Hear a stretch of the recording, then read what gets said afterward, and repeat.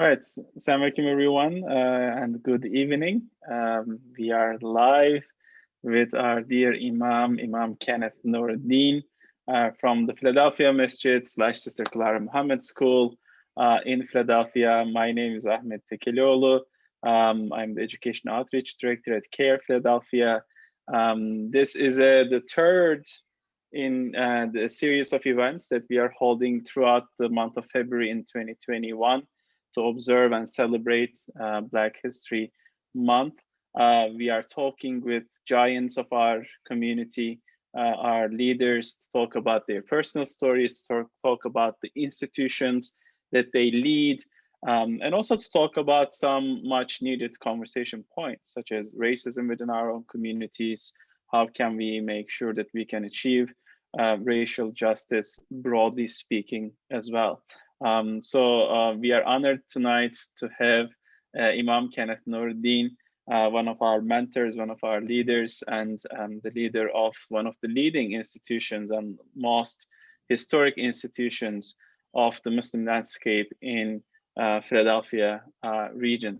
Imam Kenneth, thank you so much for joining us and for giving us your time. It's an honor to have you. Assalamu alaikum, the pleasure is mine. And whenever someone puts a call out, we are accustomed to responding to the call 5 times a day. So it's very easy when the call is made to respond. And it's a pleasure to be able to hear and then follow up. Alhamdulillah, thank you so much, Imam. You're always very generous with your time and with your knowledge and leadership with us. We will start this session first getting to know you a little bit, Imam Kenneth, on a personal level. So I'm hoping that you would tell us and our audience who are joining us both here on Zoom and on Facebook, and we are very happy to see everyone here. Please tell us a little bit about your own personal story. Where does it start? Which part of Philadelphia did you grow up?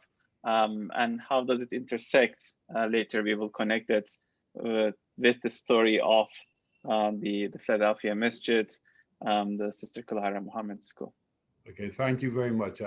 Since this is Black History Month, then my story actually begins over 50 years ago. During the Black Power movement, what we call the struggle, and we had different names for it.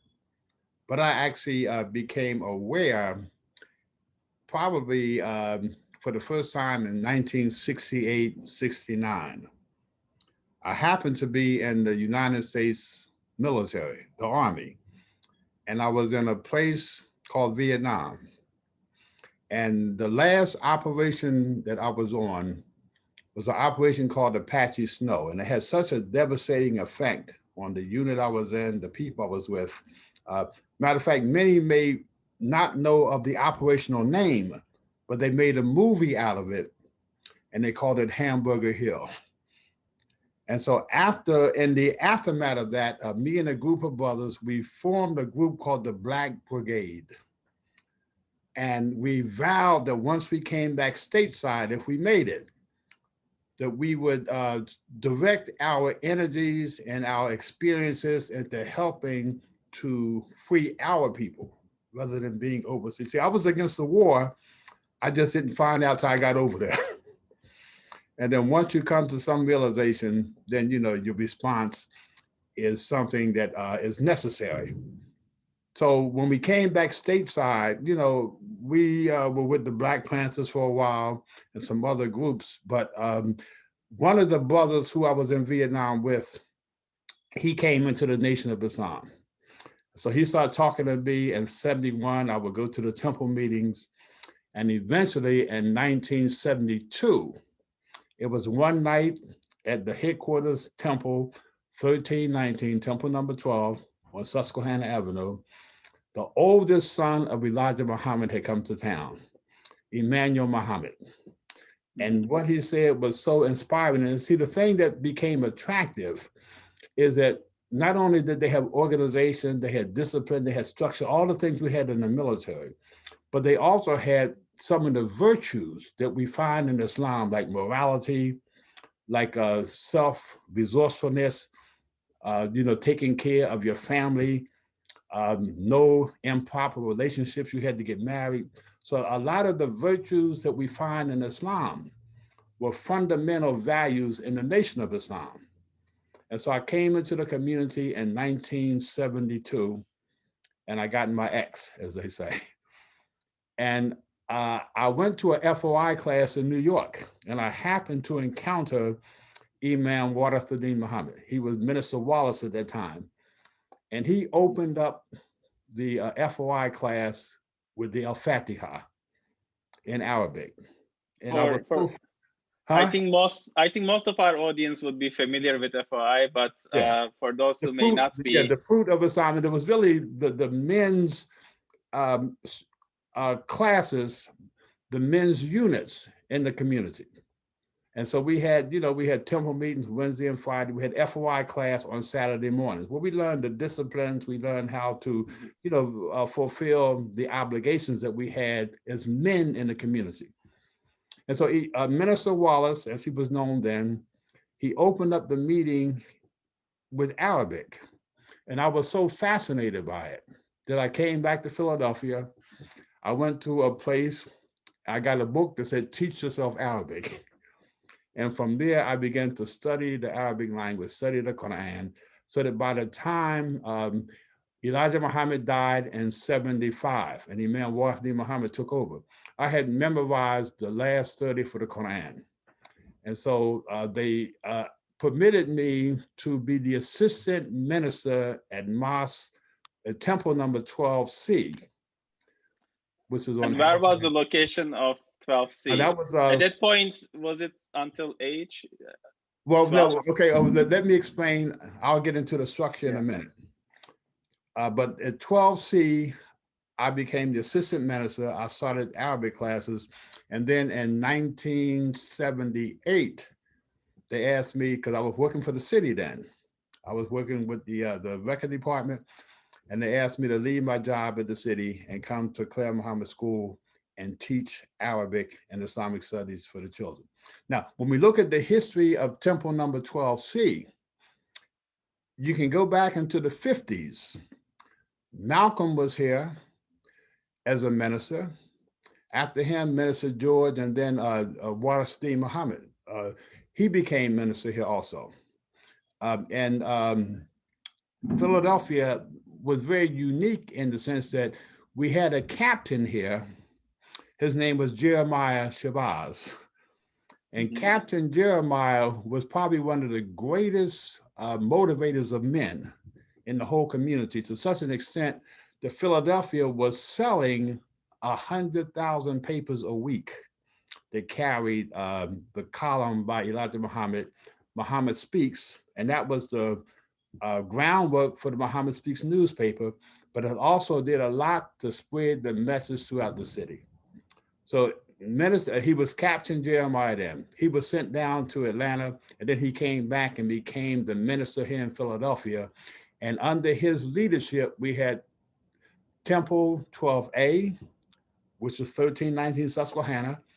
We had 12B, which was 1300 South Street. We had 12C, which was Halford Avenue. We had 12D, which was Germantown and Butler. We had 12E, which was 52nd and Chestnut. We had 12F, which was in somewhere in Germantown. I forget the exact location. We had G, and then we had H, and H was in Chester. But we also had a Delaware Valley infrastructure. So we had temples who were connected to Philadelphia because we were the Delaware Valley region. We had temples in Camden and Trenton and Atlantic City in New Jersey. In Pennsylvania, we had Chester and Coatesville. We had a temple in Delaware, Wilmington. And so all of these temples were part of the Philadelphia, Delaware Valley region, and they all came under Minister Jeremiah.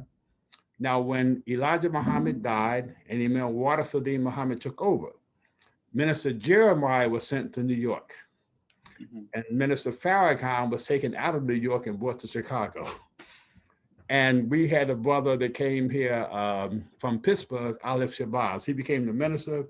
And then a year later, Imam Shamsuddin Ali, who used to be Captain Clarence, he took over here. And so when I came into the school infrastructure, teaching also became his assistant minister because all the other temples were consolidated into one. So we sort of, because we had to not reinvent ourselves, but we had to go through a metamorphosis where we grew from what we had in the Nation of Islam, and hopefully we kept a lot of that, the valuable parts with us, but they were all consolidated in one campus, and all of the other temples were really, some of them were given up or sold, some we were renting, but we consolidated everything. And this was about 78, 79. And we were all under one roof. Yeah. And so my main position was as a teacher of Arabic, the Quran, Islamic studies, the life of the Prophet for the children, but also served as the assistant imam for Imam Shamsuddin. Alhamdulillah, alhamdulillah, such a fascinating history. And Sanai, welcome, Sanai, from our team. Brother Sanai just joined us. Before we go to the next question, Imam, and you've touched on how your personal story intersects with the history. Tell us a little bit more. Are you from Philadelphia yourself? Okay, yeah, and tell us a little bit about the 70s, like, you came from Vietnam, the 70s of Philadelphia, and how, Muslim life could be taught in the broader, lifespan of the city at that time. Okay, well, my own personal history, I was born in West Philadelphia at Women's Medical Hospital, which was at 41st and Parish. And of course, they have since relocated. But so I was born in Philadelphia. I went to the Philadelphia parochial schools until 10th grade. And then I transferred over to public school. And from there, I went into the military. I was actually in Vietnam at 18. So I went into the military at 17. But when I came out of the military, I enrolled in a school of architecture. And I was actually in my 3rd year when they asked me to come out of school and, teach at the Claire Muhammad School. But in those days, Philadelphia, there was a lot of activity in Philadelphia. Philadelphia has a very unique place, I believe, in America. If we go back to the inception of America, Philadelphia was like the heart of America. And if we look at the dynamics of the city, we see Philadelphia as the heart. We can see New York as the, just the financial. And we see Washington as the political, and that's all up and down the East Coast. I don't even want to get into California and Texas, but Philadelphia has always had a very unique place in America when it comes to Black history, and also when it comes to the history of Islam. We've had some giants that have come out of Philadelphia. We look at Leon Sullivan, we look at Cecil Moore, we look at quite a few. As a matter of fact, my grandfather was the treasurer for Cecil Moore when he ran the North Philadelphia Action Branch of the NAACP. And they had a parting of ways because Cecil wanted to stay down in the hood. My grandfather sort of migrated with another group, and they went up into Germantown and Mount Airy. So my history in Philadelphia goes back into the 50s. And Philadelphia at that time was like many of the other major cities, but Philadelphia did have a uniqueness because I believe Philadelphia is called a city of neighborhoods. And it gave a strength and it gave not a weakness, but it was challenging because if you were in the wrong neighborhood, then you had to, respond to the challenge of what are you doing over here? But at the same time, there were some efforts and some groups whereby we were able to, transcend geographical limitations. Because we did have a very strong Black Panther Party movement here, which I was a part of. I'm not going to go into too much of that history, but my brother, my whole family actually came into Islam at the same time. I had a sister who taught at Claire Muhammad School. It was called the University of Islam at that time. My brother became one of the ministers and imams up in Trenton, my older brother. And then my younger brother came in. The only one that didn't come in was my younger sister. So I may put it on just youth and inexperience because she was, a teenager at that time. Yeah, no, mashallah, that's very insightful information, especially for those of us who are either younger or came to Philadelphia much later to think around, that time and the nature of the city and the broader religious life and other sort of, life in the area. Sanai, over to you for the next question. Yeah, alhamdulillah. So my next question was definitely tied into what you started talking about, brother, especially in terms of, how you said that Philadelphia has had and always has been a unique place in terms of African American and Islamic history. So my question to you is asking more specifically about the Philadelphia Masjid, especially from the 80s and onward. Could you tell us more about how that unique history ties in with the Philadelphia Masjid and its long history and also its legacy today? Okay, well, one very unique thing that happened with us in the early 80s, there was an Islamic community center school, which was run by Ali Ahmed, Imam Ali Ahmed. May Allah bless him in his endeavors today. But they had to unfortunately close. And so we absorbed a lot of the students, and it really gave us a chance to begin to form relationships outside of, just the different tribal identities that we all had. A lot of Islam today, still there is, we can call it tribal, with the air quotes, but, we have different designations. At the Philadelphia Masjid, we began to bring on some of the different communities. And I would say most of the communities in the city sent some children to Claire Muhammad School. We've had some among the Arab community, the African community, because there's a great friend of mine, Bashir Mundi. I think he's down in Atlanta somewhere. He graduated from the 8th grade with us, and then I think his father took him to out west to Chicago. But he was one of the students. We had Dr. Habib Malik. He had a few of his children in there. And so we've had an opportunity to be almost like the Kaaba was, in the sense that everybody had a focus and everybody had access and everybody had the opportunity to come and either benefit or bring something that we can benefit from. So, this took place during the 80s and the 90s, and it helped us to overcome a lot of the artificial barriers that we had set up as a Muslim community. Everybody had their own separate identity. They had their own separate strengths and weaknesses. And we generally had a tendency to highlight our own strength and highlight our brother's weakness. But when we see each other up close, we can overcome these things. So that was among the Muslim community. But then when we look at the other communities, we've always had strong relationships with the Christian community, because Reverend Bill Gray, he was our congressman at that time. We had a great relationship with him. We had a relationship with the archdiocese.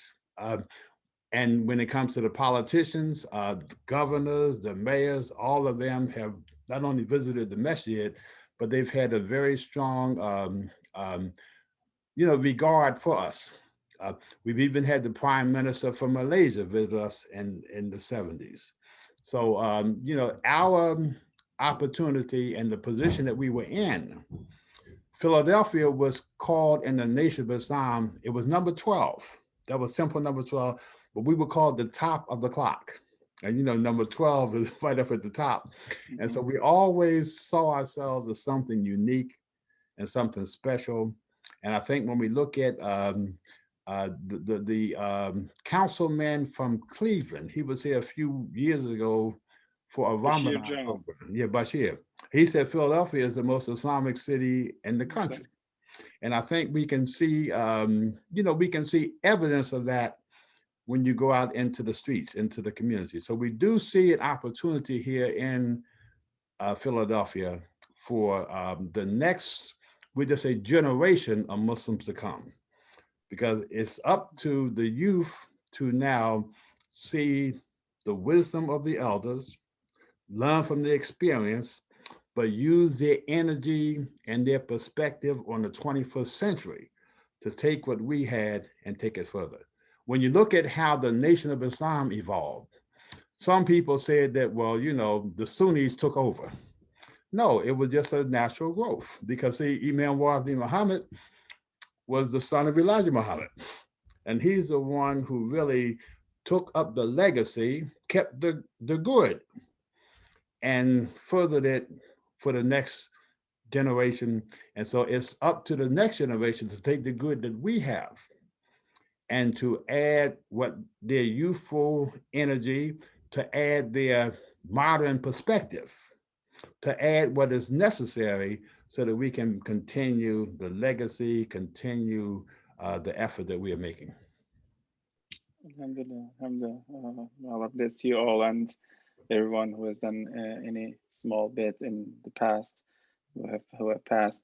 Imam Kenneth, the next question we have is kind of, to also bring your story towards, the 90s and the 2000s, together with, I think, continuing to reflect on the unique, history of Islam in Philadelphia, the multiple masajid from different backgrounds. Your story intersects with the UMM and all of that. So if you could reflect a little bit more on that era of 90s, 2000s, which also I think saw a bit of challenges for the Philadelphia Muslim community as well, and how that uniqueness, come together today. Okay, well, I would be remiss if I left the 80s out. See, remember the Philadelphia Masjid / CAIR Muhammad School. We had over 500 children in the school every year from the time I was in 78 until 92 when I left. And out of those 500 students, we went from kindergarten to 12th grade.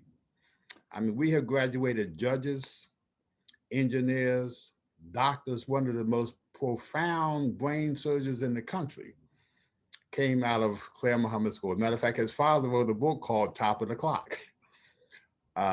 We've had, judges, we've had lawyers.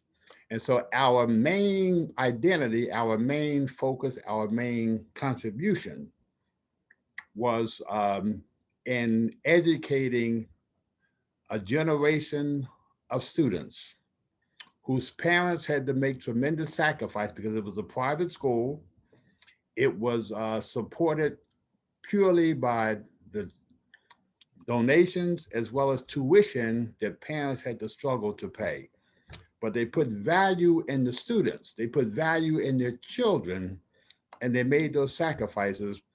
And as a result, whenever you add value to a product, the product becomes more valuable. And so our children who came out of the CAIR Muhammad School, and there are literally thousands of them throughout the East Coast, throughout the country, because we also had CAIR Muhammad schools all over the country. And we have to really say something about CAIR Muhammad, since we have mentioned her name, and may Allah forgive her and grant her paradise. CAIR Muhammad, who was the wife of Elijah Muhammad, she actually took over the community in the 40s because Elijah Muhammad was put in prison for refusing to go into the draft to fight against in World War II. And of course, because Imam Muhammad, he also went to prison. Malcolm really just resisted, but Muhammad Ali was threatened with prison. But anyway, CAIR Muhammad, she took over the community and she basically ran the community in the mid 40s while many of the men were in jail. And we had the University of Islam for our children. That was the name of the school then. So all of our children were taken out of public school and they were educated by the community. And then the FBI came to Claire Muhammad, knocked on her door and told her she was in violation of whatever education regulation the state of Illinois had. And if she didn't turn the children back over to the public school system, she would be in danger of going to prison. And so she told them, our mantra was, if they didn't treat us right, why should they teach us right? And we know the condition of public schools in the 40s, and they really haven't gotten much better today. But she told the United States government that over my dead body will I give you my children. And she refused to turn them over, and they left her. And see, they left, and it reminds us somewhat of at the time when Abraha came to try to destroy the Kaaba. And Abdul Muttalib said, I don't have no power to keep you from doing what you do, but I just have to put my faith in the Creator. And so Claire Muhammad believed in something greater than the United States government. And so she took a moral position and they left her alone. And because of that moral stand, her son, Warathuddin Muhammad, Imam Warathuddin Muhammad, named the schools in her honor in 1976. We went away from the University of Islam and we became the Clara Muhammad schools. And so the one here in Philadelphia was one of the largest. And as I said, we had about 500 children every year. And you can probably look at, if you look at a list of some of the graduates, it would probably be comparable when we look at the resources that were available. It'd be comparable to any of the top private schools in the area. So, the 80s is when I was there with most of my effort. And then, it continued to the 90s. The school, unfortunately, because of the proliferation of charter schools, where, parents had another alternative and, the economics changed.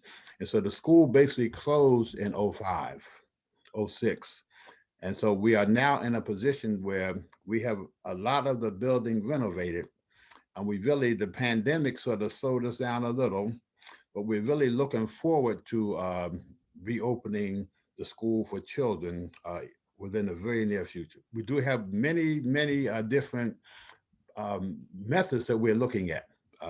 And there has to be some type of, it's difficult to just go private unless you have endowments. But we're looking at different approaches and we're very close to being available for children to see a complete community learning center, not just for, the Arabic, for the Quran, for the Islamic studies, but also for STEM technology and workforce development. We're even looking at some culinary and some other things that will give a broad range of options to children. And we've posted the Masjid's website link so that inshallah both our audience joining here on Zoom and on Facebook would inshallah consider supporting the Masjid through the links in there. Imam, before we move on to the next question, I know that that was also a time when you started serving the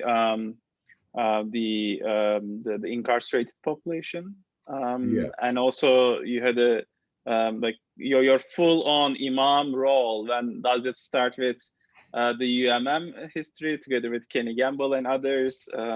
Is it before? Okay, well, probably my first, we'll just say, responsibility for teaching, for being a minister, was in the prisons. The Nation of Islam always had a very strong prison program.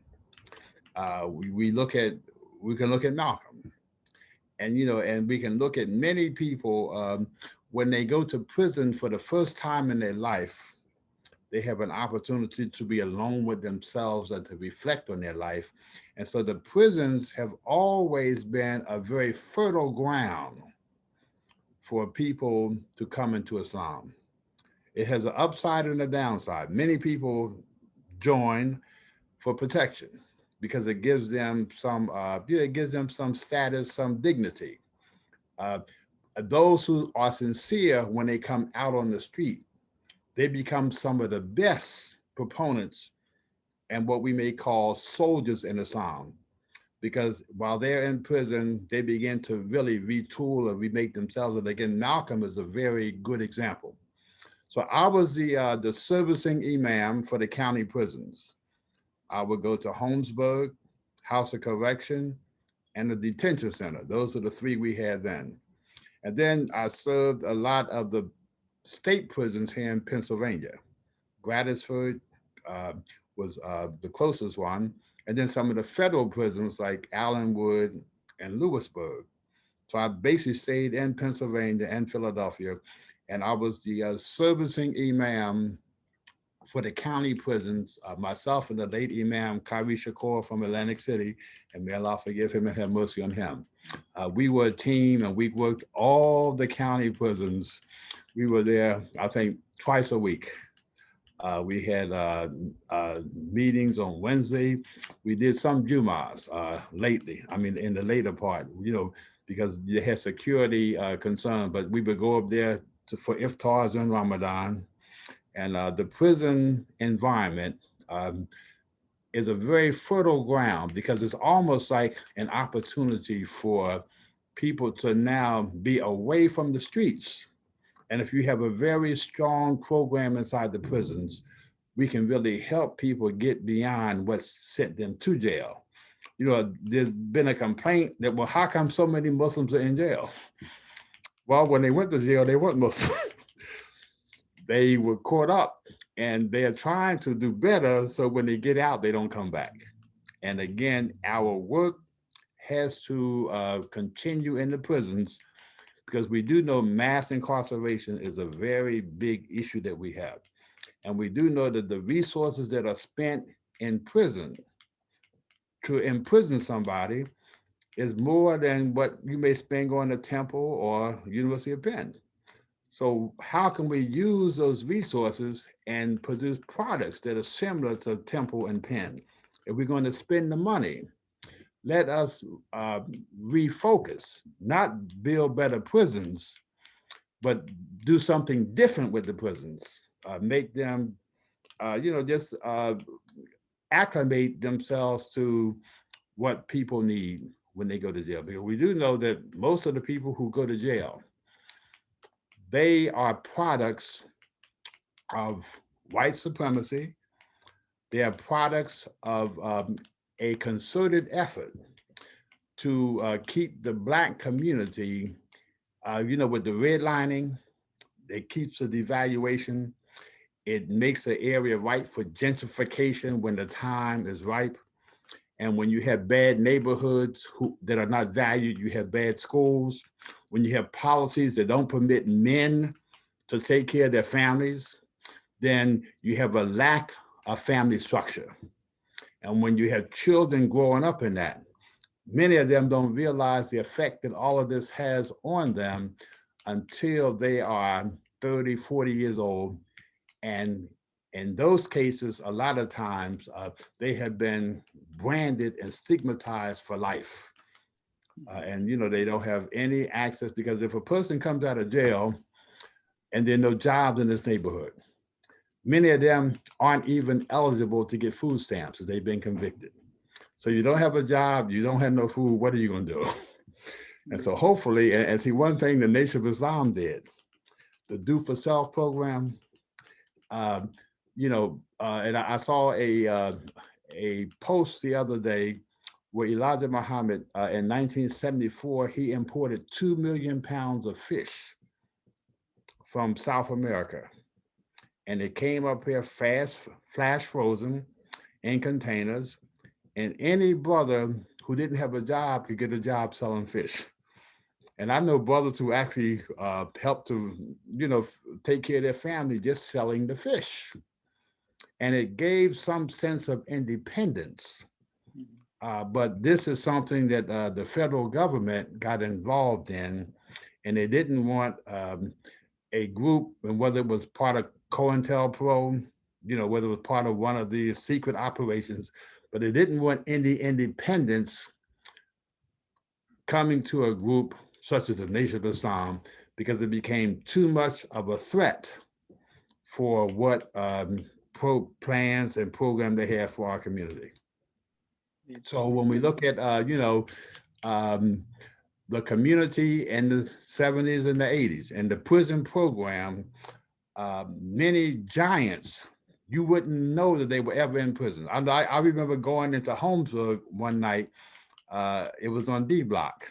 And here I am walking with a brother, and I never would ask anybody what they did.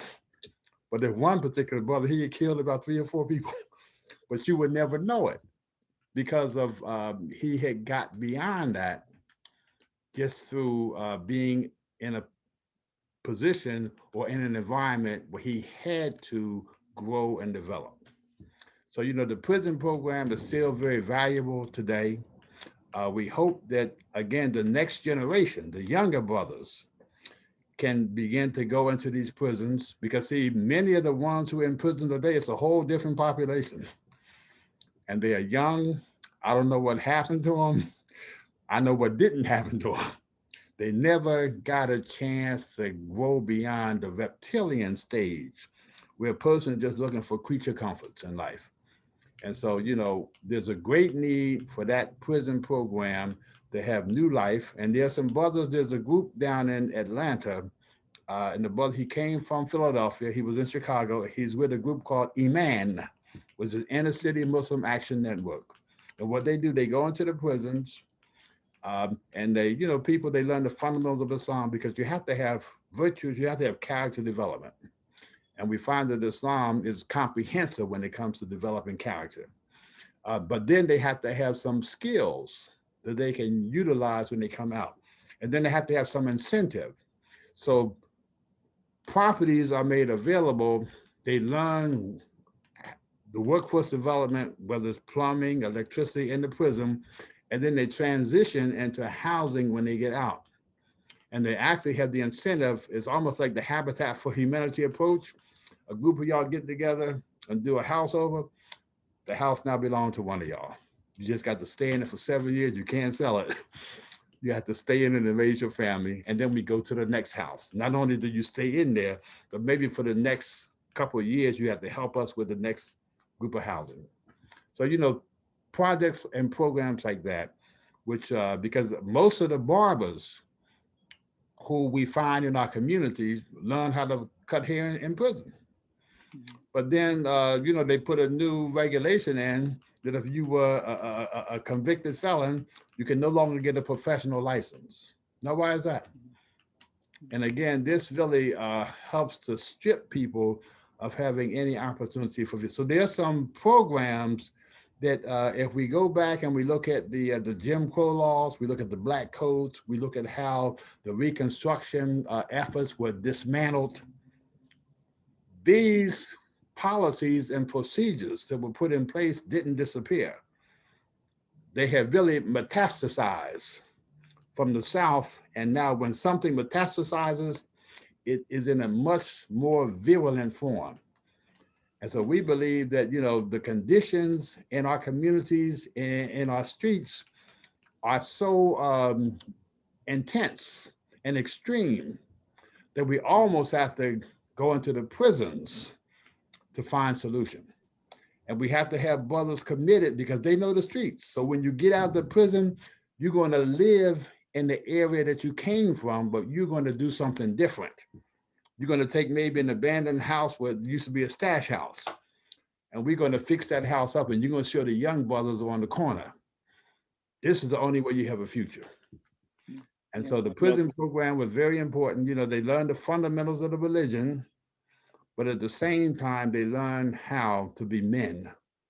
And many of them that came out of prison became better men than the ones who never went to jail. Matter of fact, Imam Muhammad said his best followers are either brothers who were in prison or were in the military. Because again, there's a similarity to both. yeah, the green reentry programs like the one Iman runs in Chicago and in Atlanta. I think definitely a lot of our areas need, and I know that you all and other leaders, they've been thinking around initiatives like that. I'll pass over to Sanai. Maybe in the next few questions, we'll come back to that. You know, your role in the 90s, what your work with UMM and your involvement with UPenn and your sort of, you know, coming to the Philadelphia Masjid as it is today. But let me pass over to Sanai for next question, Michelle.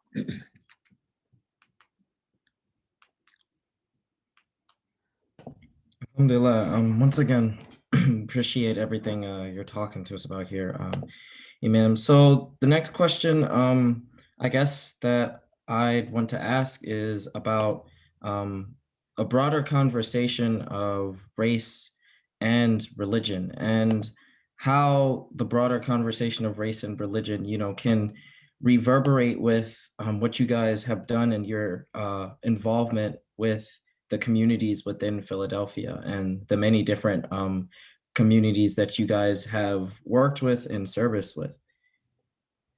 Okay, well, you know, issues that come up when it comes to race, you can't escape race when it comes to Muslims in Philadelphia, because the Muslims in Philadelphia, the overwhelming preponderance of them have been from the quote unquote Black community. I don't want to say Black Muslim, but, you know, Muslims who are Black, and Black in the sense that they are native to America, not the immigrant community. So that means that we have to involve ourselves in the different platforms. I sit on the board of directors of the Interfaith Center of Philadelphia. And a lot of the things that resonate or come up, they deal with, when they deal with Islam, they deal with Islam particularly from the perspective of Black Muslims. One of the things that is now resonating is the gun violence. And so this is something that affects the Black community, but it affects everybody. So now we have to be strong proponents of being assured that we don't blame the victims, because whenever you have a shooting, you got two victims, the one who pulls the trigger and the one who shot. And when I say two victims, in many cases, the one who pulls the trigger doesn't even know why he pulled the trigger. And many, they are afraid, they have no value for life because they were not valued. If a child grows up and there's no value put on his life, then he's not going to value lives that look like him. And this is not something that we decided that we didn't want our lives to be valued. When you look at, like I sit on a few boards at the University of Penn. University of Penn has encroached on a large segment of the West Philadelphia community, in the sense that when you look at the redlining, the only place that money goes in are places where they have been green lined. And green lining is a policy that the Federal Housing Authority made in the 30s and the 40s, when a lot of these neighborhood plans were developed. I mean, there was a plan for West Philadelphia. Bacon, who was, I think, the sitting on the planning commission, that really just devastated the Black community in West Philly, and it didn't permit any development. And all the institutions that have benefited from access to cheap real estate at the expense of the Black community, they have some complicit involvement. And so we have to now address this. You know, they had the Truth and Reconciliation Commission in South Africa, where the effects of apartheid have to be now, we have to look into the shadows, because there's a tendency for them to put the spotlight on every time somebody gets killed. And so they put the spotlight on the victim and the perpetrator. But there's something happening in the shadows that no one shines the light over there. Why are the schools in this neighborhood so bad? Why is the housing the way it is? Why are there no government services? Why are there no men? People ask, well, where's the black man at? You lock them all up. And you actually use, I mean, there are people who are in prison for, if they said if you got rid of all the inmates who were in there for non-violent drug crimes, you have to let go 80%. And we do know that black people use drugs at the same rate that white people do, but it's only the black people where it's only the black community where they fight the war on drugs. And if you tell somebody, I'm at war against you, what do you expect them to do? They're gonna try to, okay, well, if you're at war, I got to get me a gun. And so there's a war in the streets that was declared not by the black community. It was a war that was fought against us. The war on poverty means that, look, we're gonna help the black family get over poverty, but the black man can't have any position. Woman, if you have a man in your house, in order for you to be eligible for any government help, he has to leave. And this is a policy that was only done in the black community, not other communities. And so this is a generational, systemic problem that many of the religious organizations should know about, but sometimes they don't want to look into the shadows. They only want to look into where the light is shined because it's much easier when you look into the light. But if you look into the shadows, it may be something in there that has your fingerprints on it too.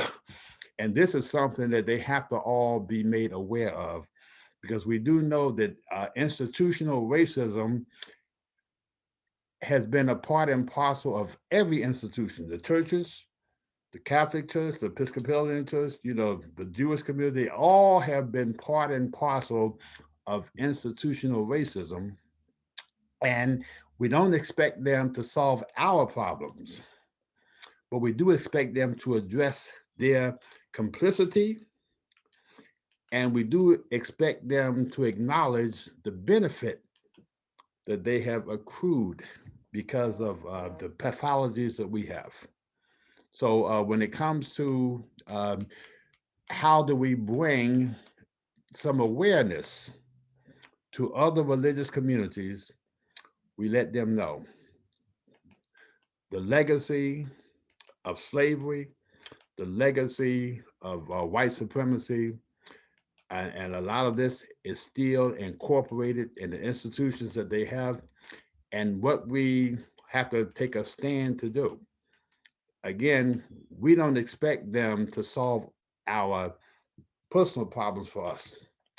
We don't expect them to really do anything for us. We just want access to resources that have been denied. And we can almost say we have accrued some resources based on not having access to our own efforts, to our own accounts, to the fruits of our own labor. It's almost as though you work for years and years and years and you never were paid for it. So I think, as Martin Luther King said, you know, it's a check that has come up insufficient funds. Now, you know, we put the work in, but you haven't had enough funds in your account to pay us. But yet and still, you spend $800–900 billion a year building war machine.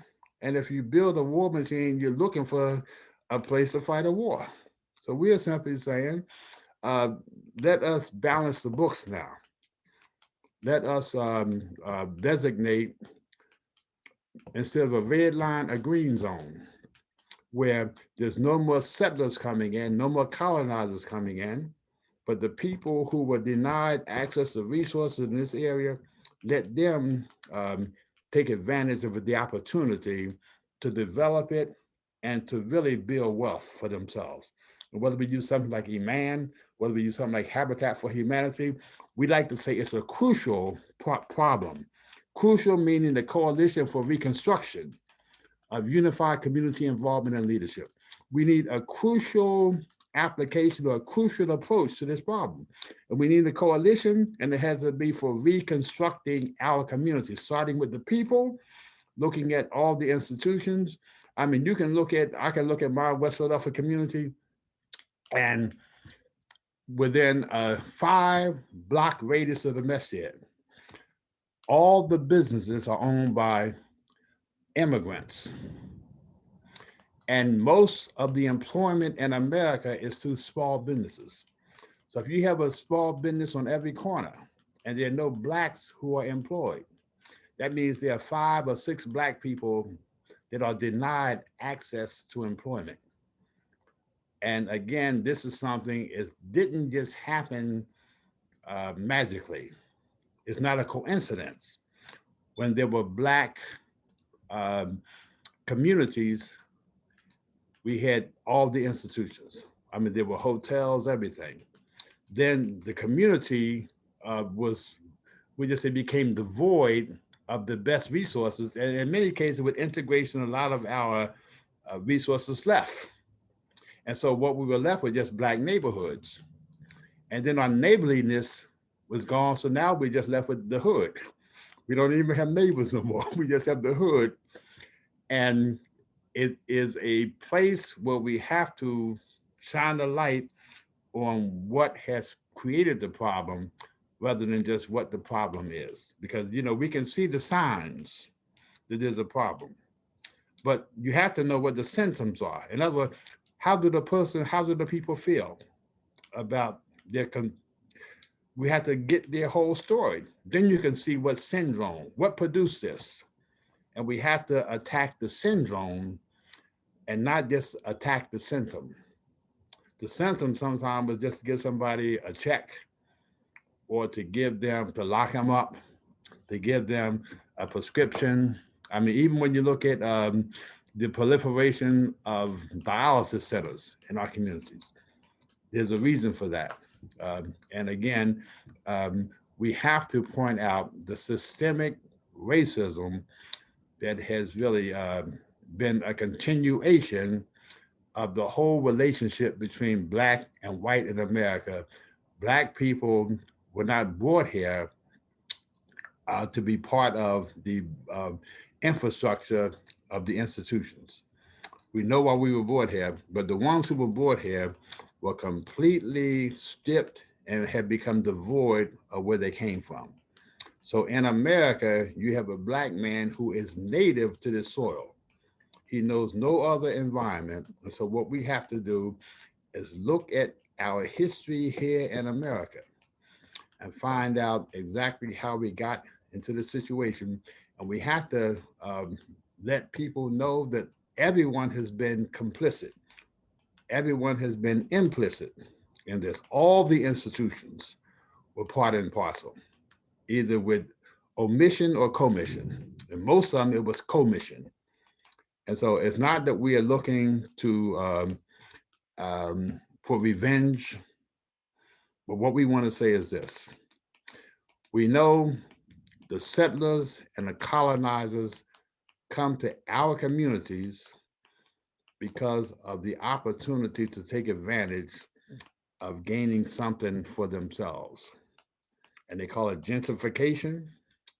The colonizers are the ones who come into the community, they take resources out and they leave nothing behind. And most of the businesses in our community are colonizers. They don't live among the people. They are just like the British colonies were, where they're just looking to benefit. So we don't want any colonizers. We don't want any settlers. And we will accept refugees. If you're a refugee and you have an issue or problem, we are human and we see you as part of humanity. And so we will sit down with you and see what your issue is. But we don't want anybody coming in to settle in our neighborhoods because you come and you have the advantage. When the settlers came here, they had the advantage over the Indians because of their sophistication. And because of that, they were able to just remove the Indians. And that's what they do in our communities. They call it gentrification. So we want to just a moratorium on settlers until we can build up, reconstruct our communities. And then, but we will let refugees come in. If someone has an issue and a problem, you know, maybe we can settle you in a place that we have, because we do know something about pressure and problems and issues and exploitation. But at the same time, we can't afford, because see, once our neighborhood is gentrified, the problem is just dispersed. And the more the problem becomes dispersed, the harder it is to solve it. So we can just keep all our issues right in front of us and then begin to really look at who is complicit in the problem. Now, there's some areas that, you know, the institutions have to take responsibility for. Law enforcement, criminal justice, inequity and educational funding. These are all institutional issues. But then we got personal issues. 75% of our children are born out of wedlock. Men walk away from their families. The divorce rate is very high.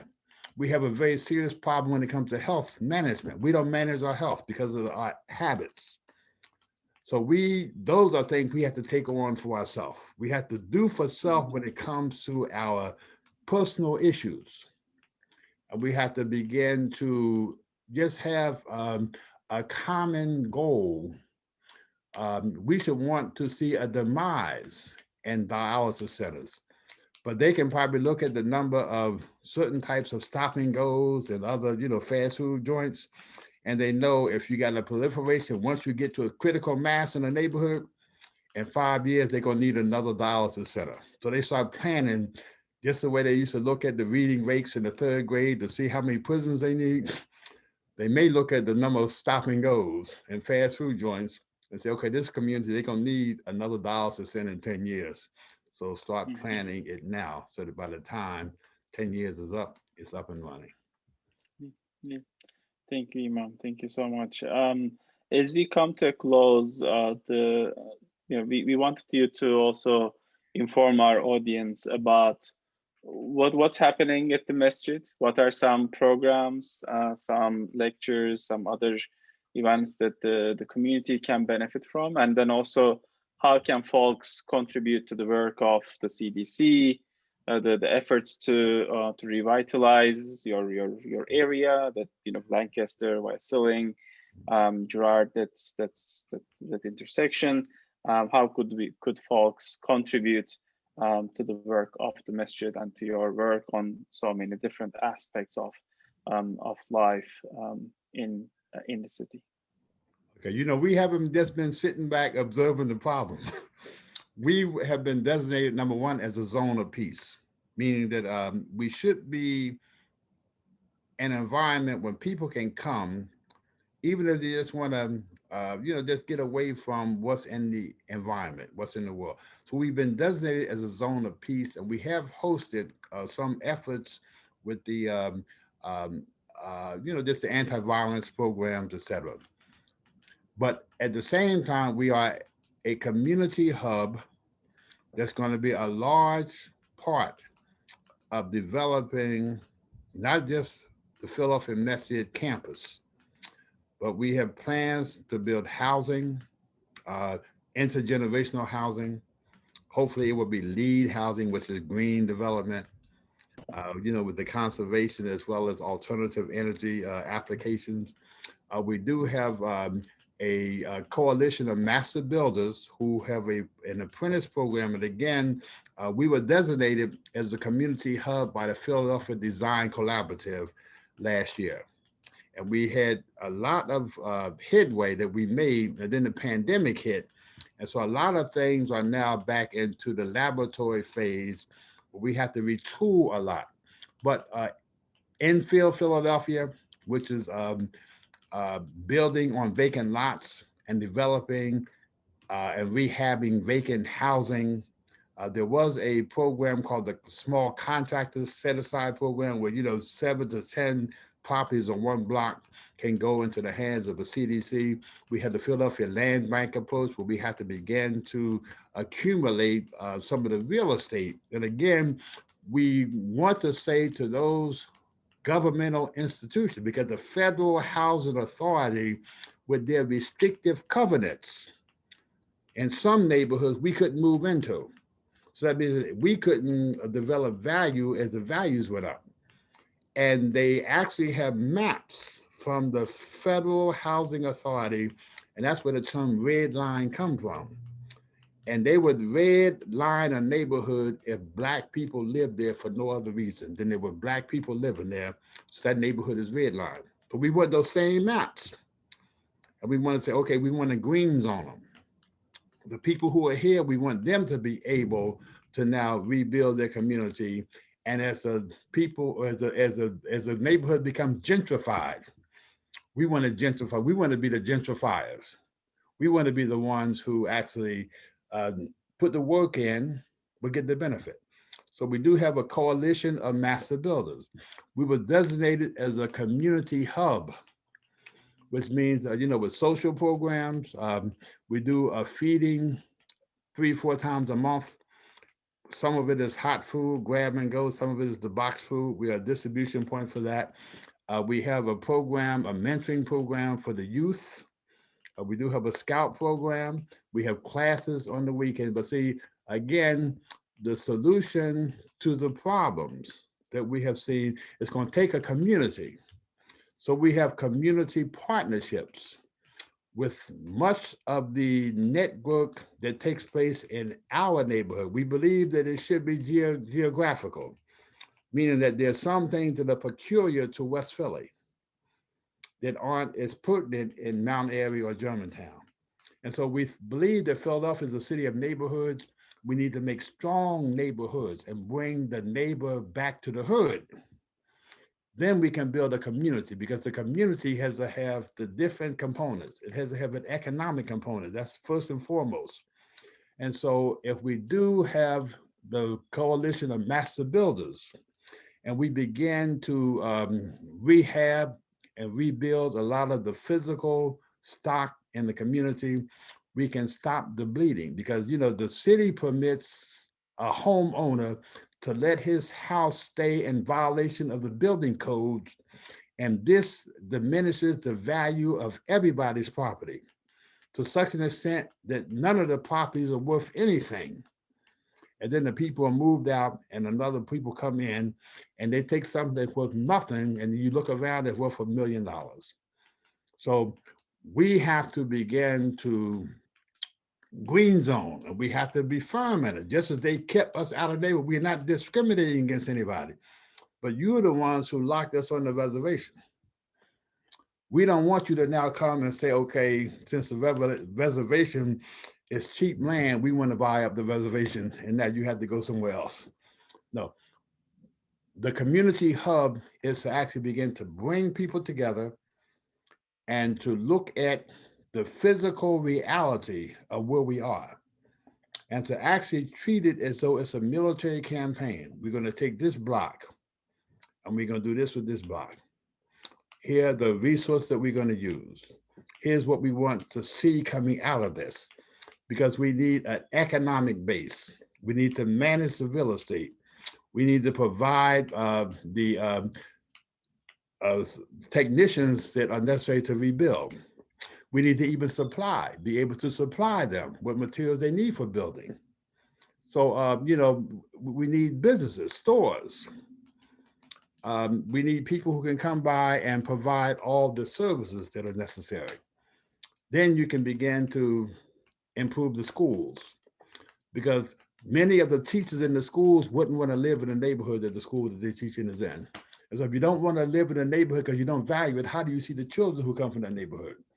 So even with the school, see one thing Penn did, they made available for their staff, if you wanted to live in University City, they would give you a grant for moving, and they would give you a subsidized mortgage, because they know the value in the teaching staff, the professional staff, the work staff. They know the value in them. And so if the value in them can be transferred to a neighborhood, it makes their whole campus much more valuable.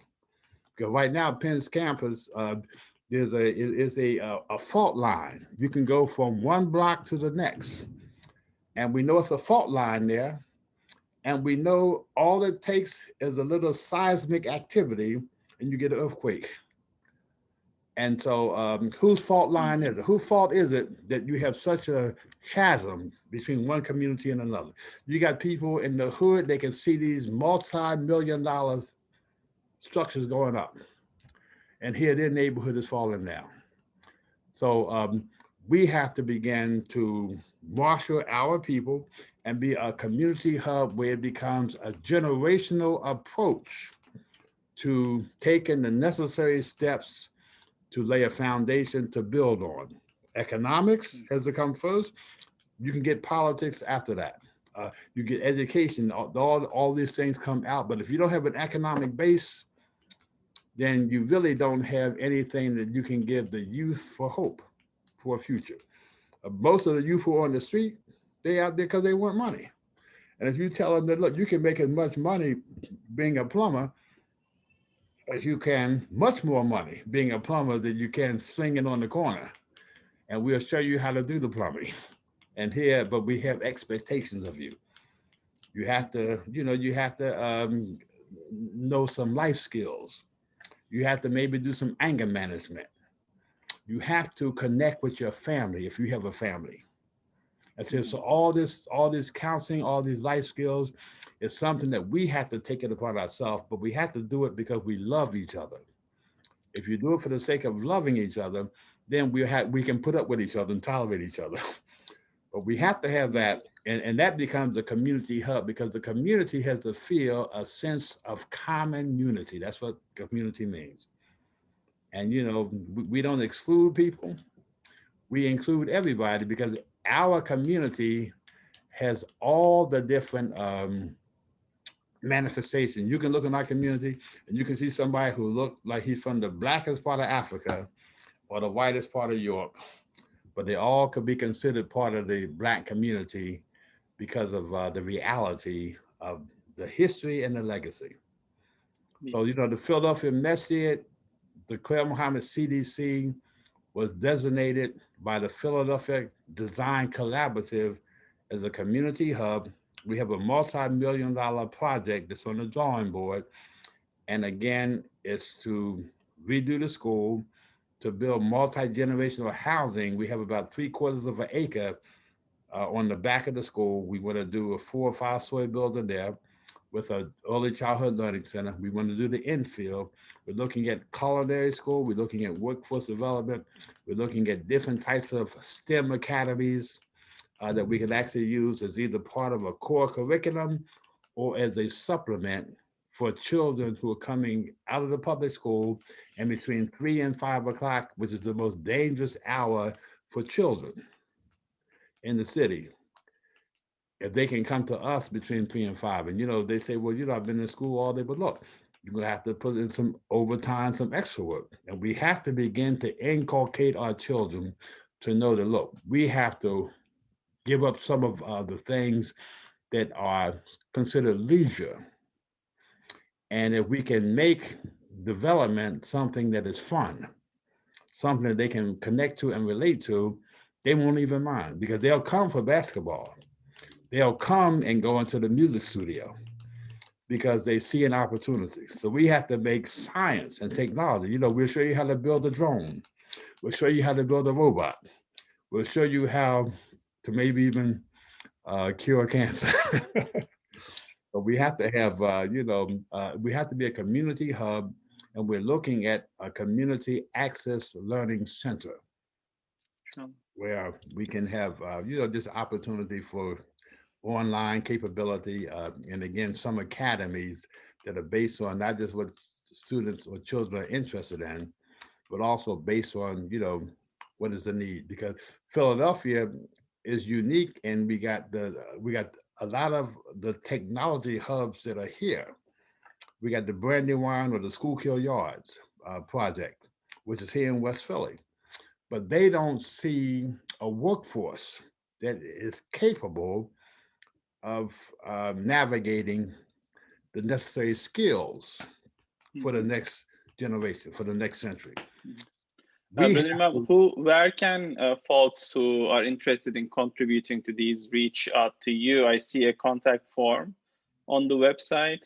would that be a good place Yeah, for you can go people to to the reach out website. saying, I want to put my skills into this effort? Yeah, you can go to the website.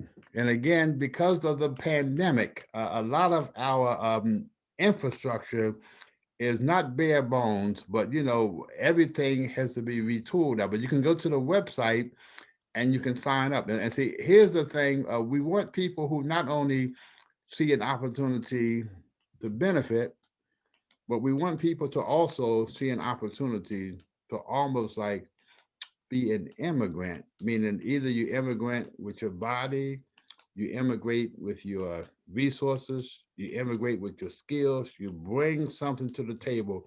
And I do believe that we always have to treat it as though we are going to be pioneers that are going to go into Mill Creek or into Belmont or into Mantua, and we're going to move in there. And we had pioneers who moved out west here in America, and there were wild animals. There were the first Americans, the different Indian tribes who there were fault lines, and so they had seismic relationships at times. Where there was upheavals.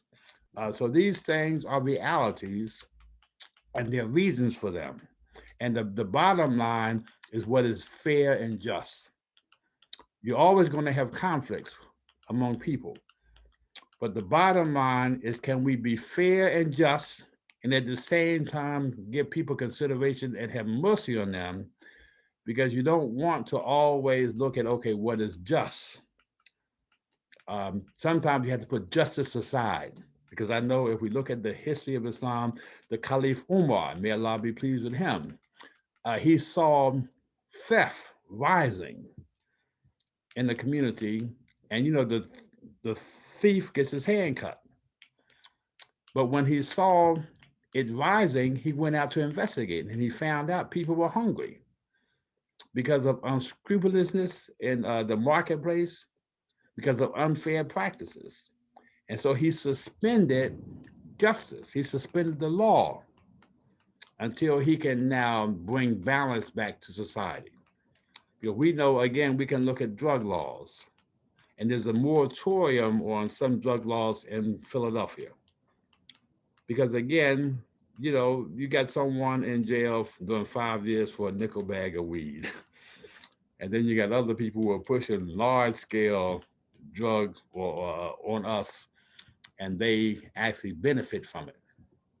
So, we have to have justice, but at the same time, we have to be merciful and considerate and understanding and give people an opportunity to change. So, our efforts in the community, you can go to the www, I think Philadelphia Masjid.org, and on our website, it would just lay out what our programs are.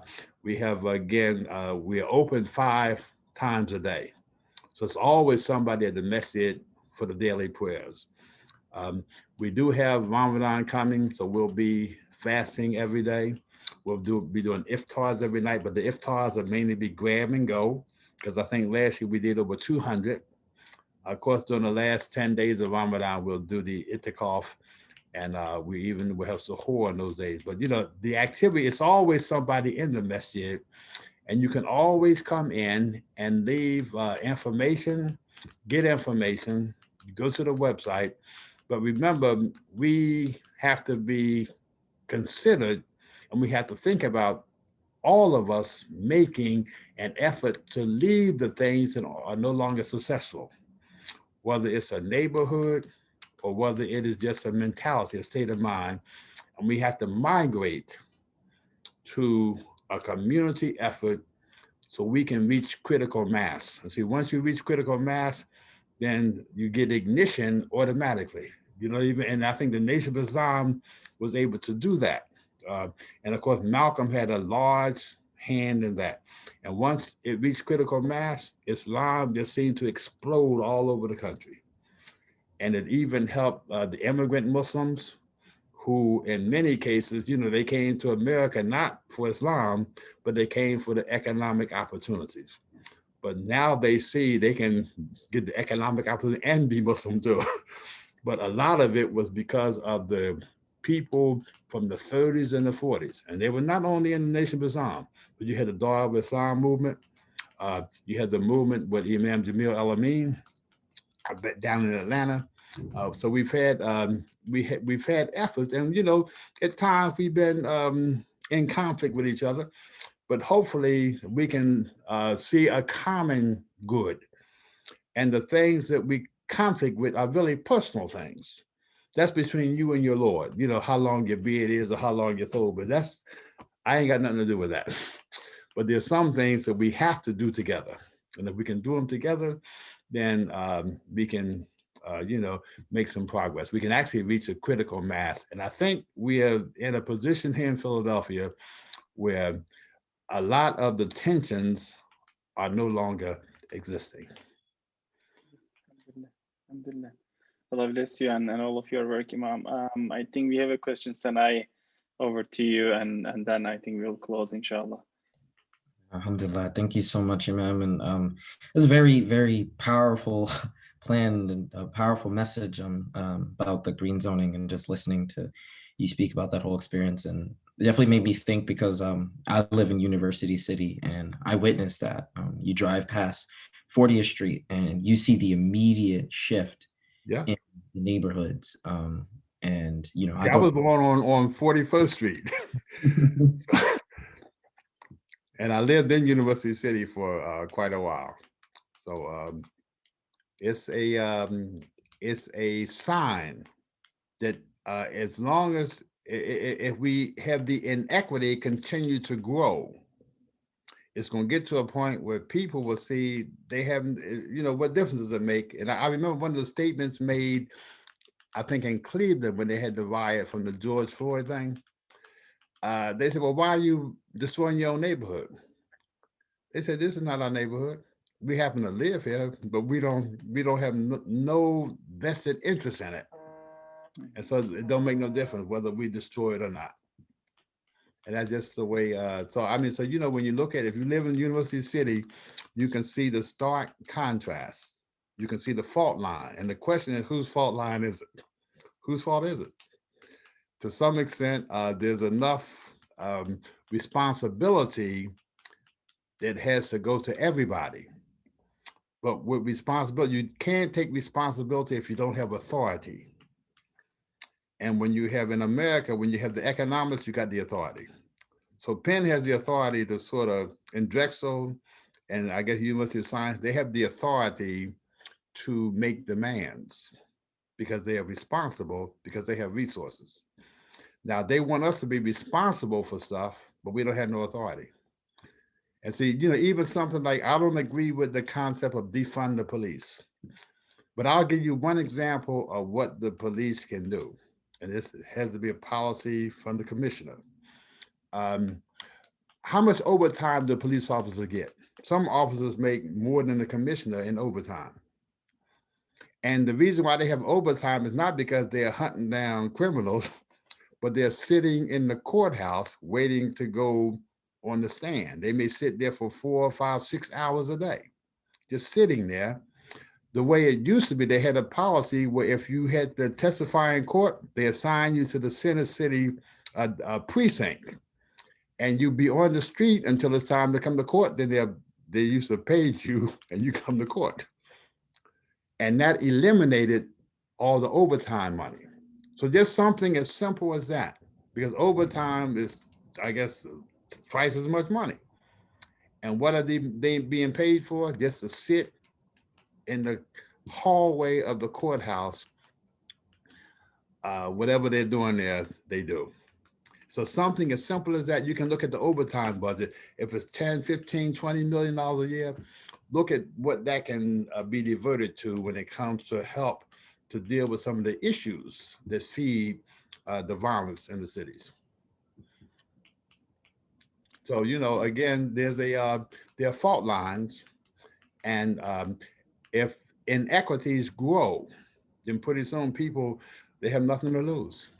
And you get to the point, and I think what happened in Washington on the 6th of January, those people down there felt they had nothing to lose because they were told that your whole history, your whole future is being taken from you. And so our youth, that's all they've been hearing. You don't have no future.